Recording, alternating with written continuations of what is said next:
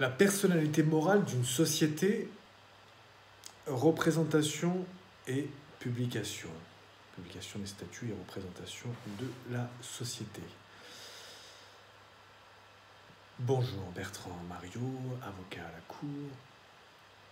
Nous évoquions dans le précédent exposé que la personnalité morale d'une société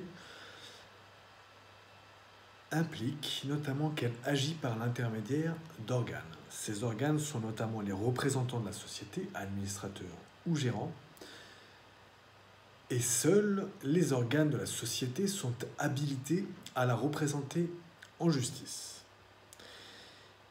Il est important d'indiquer que les organes de gestion de la société veillent à indiquer qu'ils agissent. Oui, il y a une répétition entre indiquer et indiquer. Il est important d'indiquer que les organes de gestion de la société veillent à indiquer qu'ils agissent bien dans leur qualité de dirigeants de la société, gérants ou administrateurs.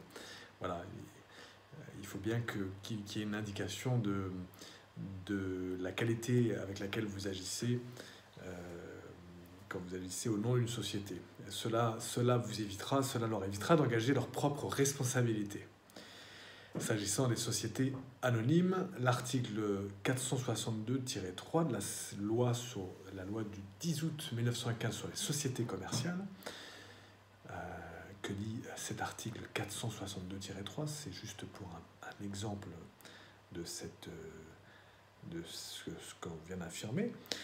Donc, l'article 462-3 de la loi du 10 août 1915 dispose, dans tous les actes engageant la responsabilité de la société, la signature des administrateurs, membres du directoire et du comité de direction, du directeur général et, selon le cas, directeur, gérant et autres agents doit être précédée ou suivie immédiatement de l'indication de la qualité en vertu de laquelle ils agissent. Voilà, c'est absolument essentiel pour éviter tout souci de responsabilité. C'est l'article 462-3 de la loi de 1915 sur les sociétés commerciales. Nous indiquions encore que la personnalité morale d'une société prenait naissance dès la signature de ses statuts par ses associés et le notaire. Regardez à cet égard, quelques caractéristiques de la personnalité morale d'une société. C'était l'article précédent, l'exposé précédent. Cependant, et un peu comme pour l'association sans but lucratif, une société ne pourra agir en justice si ses statuts n'ont pas été publiés au registre électronique des sociétés et associations. C'est important, parce que c'est une petit bémol à ce que nous indiquions hier.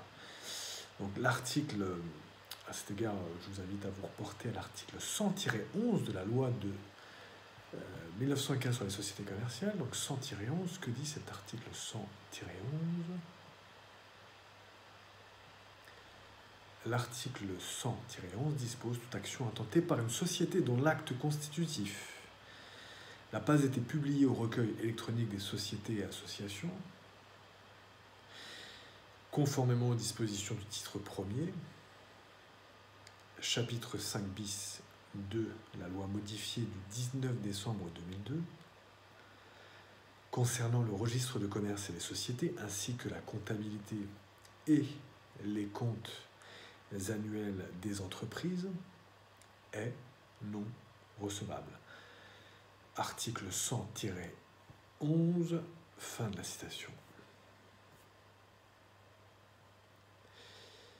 Pour aller plus loin, donc l'article 462-3 et l'article 100-11 que nous venons de citer in extenso de la loi du 10 août 1915 sur les sociétés commerciales, et quelques caractéristiques de la personnalité morale d'une société, notre exposé précédent, c'est l'objet d'un podcast numéro 104 et d'une vidéo numéro 93. Bertrand Mario, avocat à la Cour, à très bientôt.